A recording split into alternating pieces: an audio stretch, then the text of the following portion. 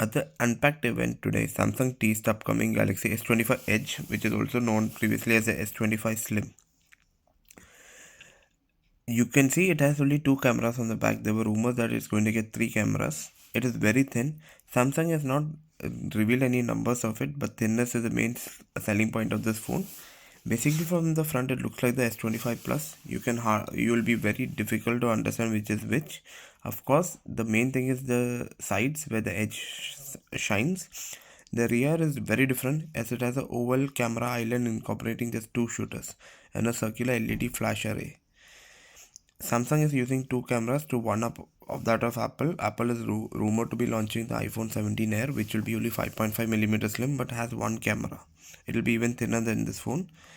The worst part about this is the phone known as Edge. As you know, Samsung had once an S6 Edge, and Edge was all about curved screens. S25 Edge has a flat screen, so it's very confusing naming by Samsung.